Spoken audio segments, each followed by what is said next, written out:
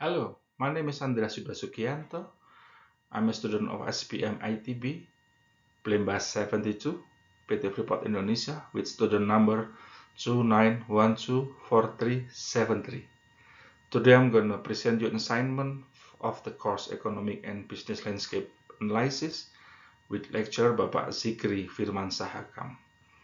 The topic I'm going to talk about is the economic response of Indonesian customer to fossil fuel subsidy reform, an microeconomic and market structure perspective.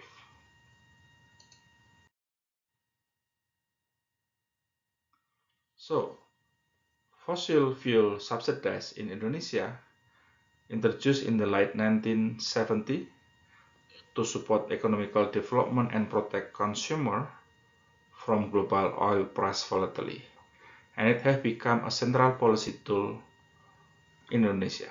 However, their expansion has caused market distortion, inefficient resource allocation, and discouraged productive investment.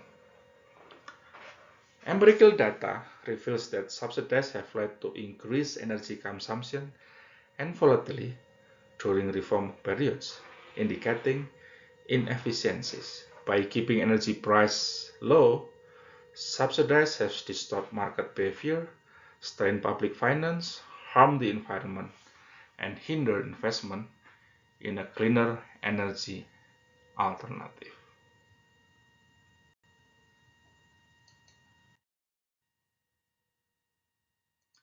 So the graphic I'm about to showing you is showing the primary supply energy consistently increasing over the years, along with the growth of final energy consumption and highly volatile, and some spikes showing that associated with reform episode in certain years.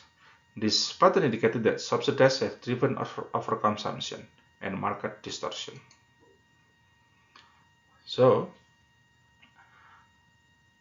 although fossil fuel were originally well-intentioned, fossil fuel subsidies now pose a serious challenge due to fiscal burdens, inefficient resource use, and environmental concern. Reform is necessary but difficult, especially given inelastic energy demand and market dominance by state-owned or oligopolistic firms.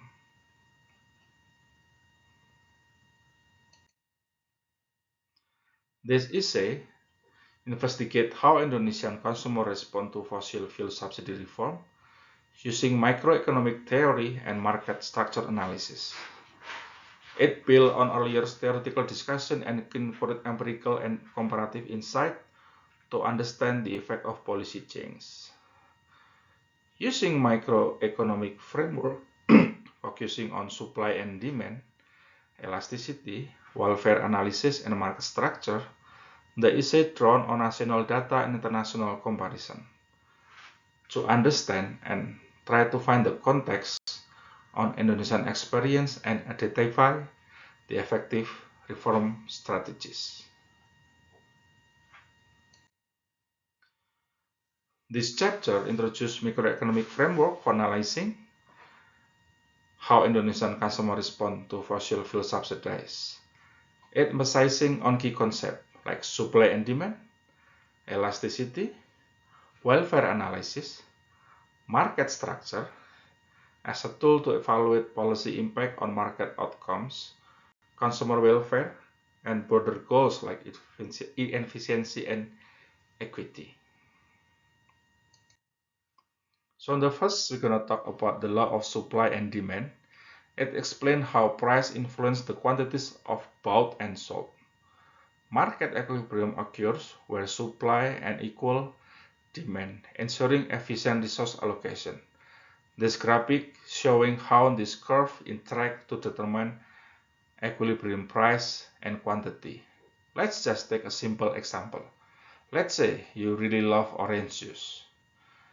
If the price of orange juice goes up, you as customer might say, that's too expensive, and buy less. That's called the law of demand. But if the price goes up and the people who make orange juice are like saying that, yeah, we can make more money, so they make more. That's what we call it as law of supply. So, figure above illustrate how supply and demand interact to form market equilibrium.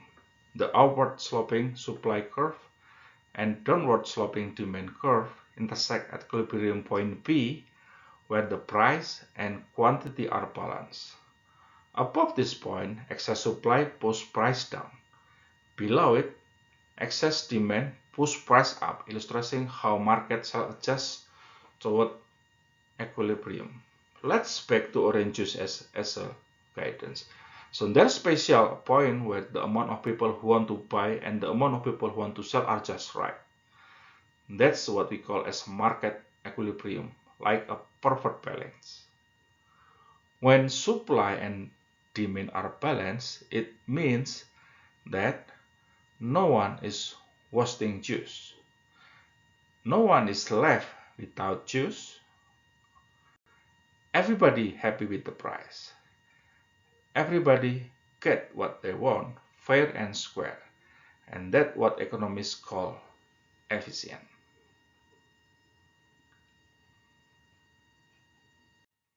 And now we talk about elasticity. Elasticity measures how responsive consumers are changed in a price, income, or the price of goods. Price elasticity of demand, or we call it PED, is particularly important in assessing how quantity demand react to price change and highlighting the importance of elasticity in predicting market response. For inelastic goods, price change have minimal impact on the consumption, while elastic goods show greater responsiveness.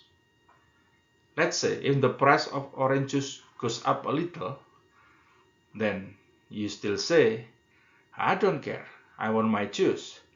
That means your demand is inelastic. You don't change much even it costs more. But if the price goes up a little and you said, no way, I'll drink water instead. And that means your demand is elastic. You change your mind quickly when the price changes. Over time, demand might be more elastic as consumers adjust behavior, adopt substitutes, or invest in alternatives. Other relevant forms including income elasticity, which reflect how demand changes with income, and cross-price elasticity, which capture substitution effect between goods. Understanding elasticity helps policymakers anticipate consumer reaction and design effective subsidies and intervention program. Over time, people can become more flexible if they and how they buy things. If prices go up, they might start buying less, switching to something else, or find smarter way to use their money. That's called becoming more elastic. There are also other type elasticity like income elasticity, like how much orange juice people to buy when they have more money. Or another one is cross price elasticity, how much orange juice people to buy when the price of apple or juice changing.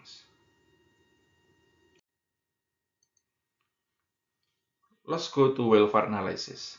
Subsidies affect consumer and producer welfare. Consumer surplus is the difference of what consumers are willing to pay and what they actually pay, while producer surplus is the difference between the market price and the minimum price at which producers are willing to sell. Subsidize increasing consumer surplus by making energy more affordable, but this is come in risk of fiscal strain and market inefficiencies. It creates deadweight loss by distorting resource allocation and causing shortage. Let's talking in a simple way. Imagine you at school's snack shop. You are willing to pay $3 for a bottle of orange juice because you love it so much. But guess what? It only costs you $2. That means you save $1. That's called your consumer surplus. Now, the person of selling, the one that's selling the juice only need $1 to make it. But they sell it for $2. So they make $1 too. That's called producer surplus.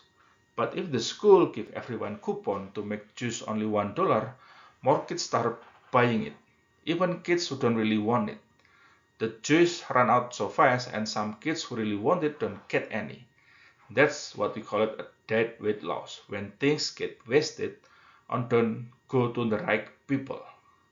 Subsidize, like coupon, help the kids or help people that and making juice cheaper. That's great, but the school keep giving out the money coupons, they run out of money and the juice tend to crowd. That's not so great. So while it's nice to get cheaper juice, the school has to be careful. They need to make sure if it's fair and doesn't cause problem and other. Let's talk about market structure.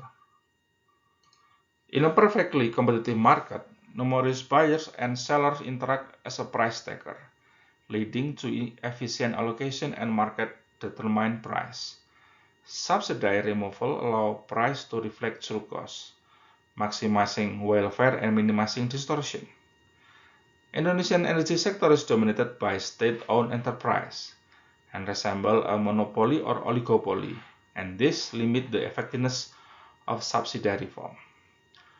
Monopoly and oligopoly structures limit the effectiveness, cost price above marginal cost. Let's imagine there's a lot of orange juice stand in the area. You can go to any one of you like and they all try to give you the best price and taste. That's what we call it as a perfectly competitive market. Everybody plays fair and price stay low.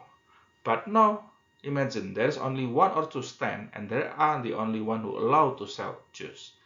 They can charge higher price because they don't have any competitive and consumer doesn't have money choice. That's like a monopoly or oligopoly.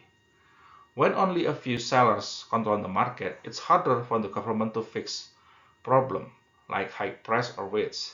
That's why rule and fair competition are super important. So everybody get fair deal. Let's talk about empirical analysis Indonesian fossil fuel subsidy reform, a structural barrier to fuel subsidy reform in Indonesia. The first barrier is that fossil fuel subsidies in Indonesia were originally meant to stabilize price and support development. But the problem is worsened by Indonesian energy market structure, which is dominated by state-owned monopolies like Pertamina and PLN. Those monopolies prevent efficient pricing and make reforms are difficult and costly. Subsidies act like a price ceiling, causing excess demand, shortage, and reduce investment in alternatives. These effects are especially harmful in energy market and price signals are essential. High entry barrier and scientific behavior strictness further weaken the reform effectiveness. So let's think about this. At first, school give you coupon to buy orange juice for less money. It was supposed to help everyone afford juice and keep price steady. That's how we think like a subsidized fuel in Indonesia. But if orange juice was always super cheap because of those coupon, what would happen? Everybody would want more juice, even though people doesn't really need it. And because of that, the juice stand might run out or don't make enough money. And the school would spend too much money giving out coupons. And no one would want to try new drinks like apple or juice or smoothies. And that's kind of what happened in fuel subsidy in Indonesia. People use too much fuel, or we call it overconsumption. It caused waste and pollution. And the government had to spend a lot of money that can go to another area like school or hospital. And then companies didn't want to invest in clean energy like solar or wind because there's no money in it. And what we call a price selling. A price selling is like saying you cannot charge more than 1% for orange, $1 for orange juice. That sounds nice, but cause problem. Why? Too many kids want juice, it's called high demand. And then not enough juice is made, low supply. So you will get long lines with empty shelf, or even kids sneaking juice from other school, or we call it smuggling. And that's what happened with fuel. Too much demand, not enough supply, and not enough investment in a better energy. Let's talk about deadweight loss and the case for reform. One major consequence of fossil fuel subsidies is deadweight loss. It's a loss of total welfare caused by inefficient resource use. What does that mean? Let's talk about it. Again, let's think that your school give out orange juice coupon so everyone can buy juice for just $1 even though it normally costs $3. Sounds great, right? But here's the problem. Everybody wants juice, even kids who doesn't really need it. And the juice stand out front fast because we keep buying it. And the school spend too much money on coupon. And the juice doesn't have money left to try flavors or make better juice. That's called deadweight loss, where things get wasted or do not go to the right people because price are too low. Why is it unfair? Let's think about it.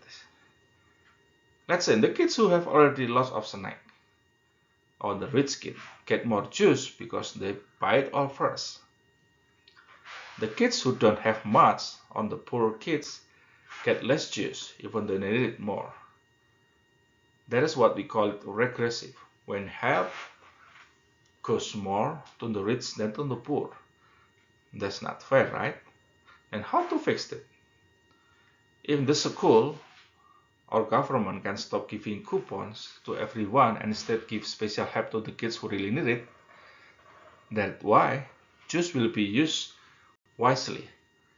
The school save money and everybody get a fair chance. In this slide, I'm going to show you the table with title Composition of Total Impact by Consumption Quintile. Breaks down how much different income group from the poorest 20% to the richest 20% benefit from fossil fuel subsidies. It separates impact into direct and indirect impact and further into specific fuel types like gasoline, kerosene, LPG, and electricity. The key finding from this table is that gasoline subsidized benefit the top 20% of the most. Top quintile 1.7% of their consumption, while the bottom quintile is only 1.1%, 0.1%. Kerosene subsidies, which are more relevant to the poor household, are higher from the bottom 20%, but kerosene make up 20% more share total subsidized spending. Electricity and LPG impact are not fully detailed in the table, but the pattern shown that the higher income household consume more subsidized fuel overall. Total impact appeared in similar all across groups, from -6.2 to 6.4%, but this masks the fact that the richer household benefit more from high-value subsidies like gasoline and electricity. And how this fact become an argument? This data clearly states or illustrates that higher income households receive larger share of benefit, especially from gasoline and electricity, while lower income households benefit less and mostly come from kerosene, which is smallest part of subsidy target or budget. Therefore, universal subsidies are regressive. They help the rich more than the poor. This reinforces the need to target social protection, where only those who really need help receive it, making the system more fair and efficient. Let's talking about economic response of Indonesian consumer about elasticity and adaptation on fuel demand. Fuel demand in Indonesia is inelastic in the short term, meaning price increasing led to only small reduction in consumption. But over time, people become more responsive by switching to alternatives like public transport or solar panel, making demand more elastic in the long run. Effective reform must consider both time frame. Since fuel is necessity, price hikes hurt low-income households more. Cross-price elasticity shows how people shift between energy types, which is important of planning. Let's talk about short-term versus long-term reaction. Let's say the price of orange juice suddenly goes up. At first, you still buy it because you love it so much. That means your demand is inelastic. You do not change your behavior so much, even it costs more money. But over time, you might start thinking, maybe I will drink water instead, or maybe I will drink juice on weekend, or maybe I'll get juicer and make my own. Now that means you become more elastic. You changing your choice when price change. And that's what happened with fuel in Indonesia too. And why it matters for the poorer people. Fuel is something that people need, like a juice at lunch, but if price goes up and your allowance doesn't, it's harder for you to buy it. That's called low income elasticity. Even people earn more or less, they still need fuel. So when the price rise, poorer families get hurt more. That's why the government needs to help them with things like discount or cash support. Sometimes if orange juice get expensive, you might switch to apple juice. That's called cross-price elasticity. When the price of one thing changes, people switch to something else. In real life, people might switch from gasoline to electric stove or from cars to buses. Knowing how people switch help the government to plan better. Now managing impact and how households respond to rising fuel price. The removal of fuel subsidies raised energy price, which hit the low-income household hardest. Programs like BLT and expanded social protection help cushion of this impact to build public support. Urban and rural households experience reform differently. Urban area relies more on commercial energy, while rural area often use traditional fuel. Let's think about this. When price goes up, it's harder for some kids. Because imagine if your school stop giving out snack coupon, now snack costs more. That's okay for kids who bring lots of lunch money, but kids with just little money, it's really hard. That's what happened when the government removed full subsidies. Price go up and the poorer family feels it the most. And then how the government helps? To help, the government gives special support like BLT BBM or like snack coupon just for kids who needs them. This helps families who are struggling and makes people feel the government is being fair. And then comparison with the household. Kids in the city buy snack from school, but kids in the village might bring food from home. So when price goes up, city kids feel it more. And different group, different reaction. Just like some kids ride bikes and others take the bus, different group like driver factories react differently when price changes. Some can switch easily, others can. So in this slide talking about the Indonesian reform phase. So Indonesian fuel subsidies reform has gone through several phases. At least three in the recorded here. The early reform recents on 2005 to 2008, mid reform adjustment 2013 to 2015, and the recent reform is 2022. The key domestic lesson learning on successful reforms depend on proper timing and sequencing, strong compensation mechanism, and transparent communication. So, early reform lesson that responded to rising oil price with sharp full price hike, causing public backlash. Indonesia introduced targeted cash transfer or BLT to protect vulnerable group, making it a shift toward socially sensitive reform strategies. In the 2013-2015, we call it mid-reform adjustment, is faced resistance despite social resistances.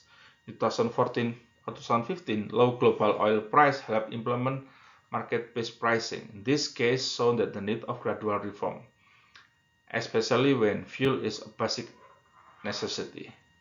In 2022, energy crisis led to renewed subsidies. The government constantly raised price and used improved social registry for target cash transfer, emphasizing the role of administrative capacity and accuracy data. Here's more detailed explanation about the key domestic lesson from Indonesia fossil fuel subsidy.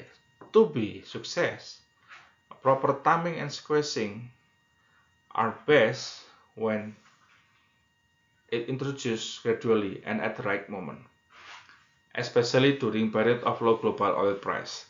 This helped to reduce public resistance and give people time to adjust. Sudden price hike can cause shock and backlash, so phased approach is essential. And then a strong compensation of mechanism. Subsidiary formal affect low-income households the most. To protect them, the government must provide targeted support like BLT, BBM, and other social protection program. Using this tool, it will help ensure fairness and maintain a public trust. And the last one is about transparent communication and stakeholder engagement. People are more likely to accept reform if they understand what's happening and how they will be supported. Clear messages, open dialogue involving local government, civil society, and the private sector help build trust and share responsibility. This slide showing you the international comparison with other countries. Indonesian reform experience align with lessons from other countries like with India, Malaysia, Thailand, and Vietnam. It will be on for insight into effective reform design. Subsidy structures are vary across countries. Reform success depends on not just on the subsidy size, but also on how well compensation and sequencing are managed. Successful reform share three traits. 1. The competitive market for efficient pricing. 2nd, well-targeted compensation. And 3. Transparent communication to build trust. Gradually, well-sequenced reform with strong compensation, oversight, and communication are the keys to success. These insights are vital for shaping Indonesian future energy policy. Let's talk about synthesize of what lesson learned. So fossil fuel subsidized reform is a critical step toward improving Indonesian fiscal sustainability and enabling strategic investment in national priorities. By removing universal subsidies, the government can reduce fiscal distortion and overconsumption and free some substantial budget resource. This budget resource then can be redirected to high-impact sectors such as renewable energy, public transport, energy efficiency, health, and education, areas that not only support the country energy transition and environment goals, but also promote inclusive growth and long-term economic resilience. Strategic investment reinforce the legitimacy to reform and demonstrate a commitment to using fiscal space for the public good.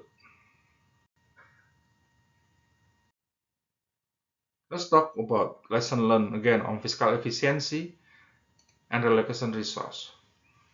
Fossil fuel subsidy reform a critical step toward improving Indonesian fiscal sustainability and enabling strategic investment in national priorities.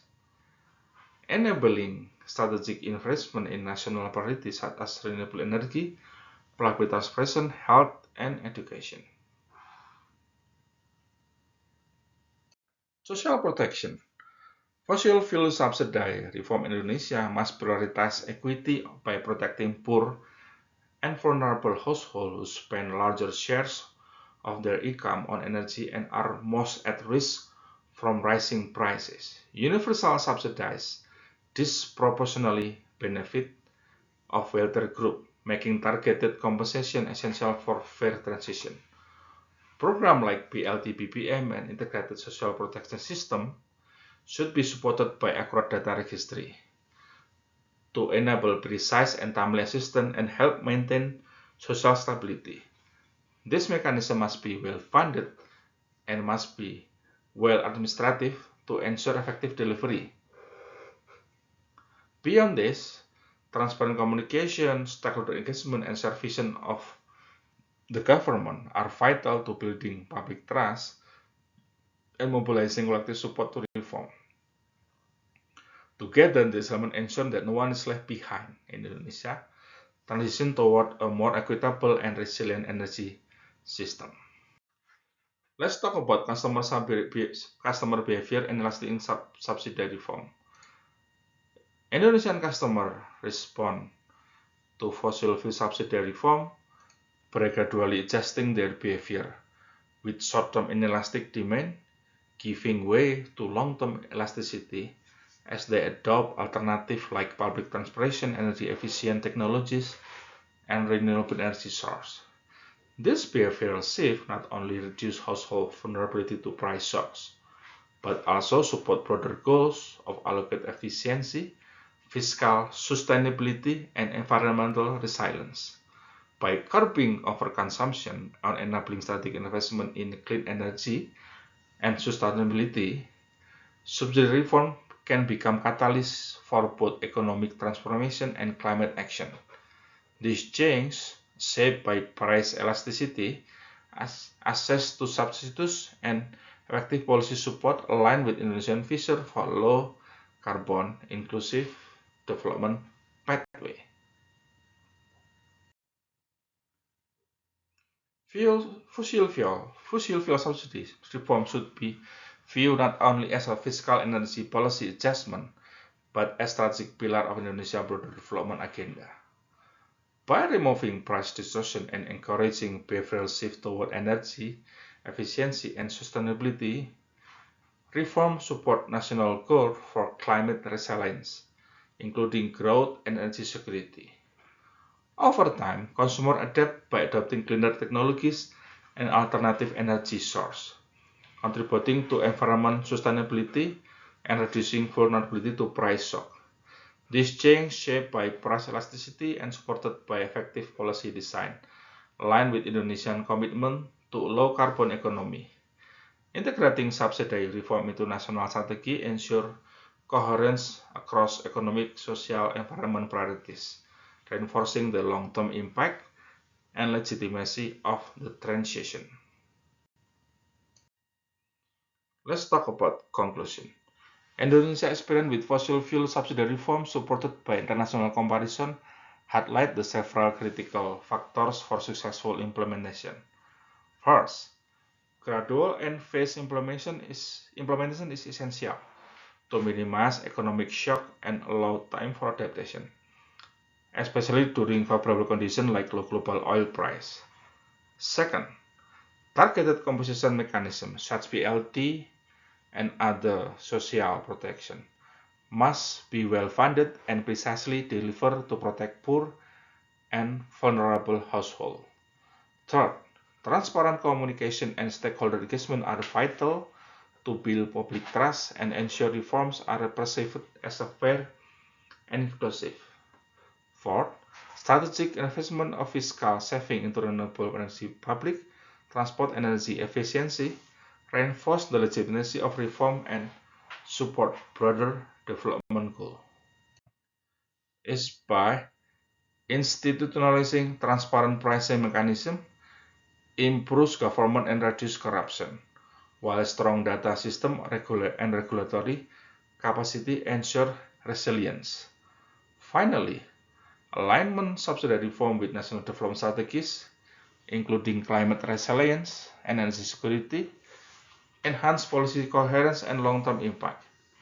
In conclusion, a well-designed and reform approach that is gradual, inclusive, and anchored in a strong institution can deliver significant gain in efficiency, equity, and sustainability, helping Indonesia to achieve a better energy transition. And thank you. That's all from me. And thank you for listening.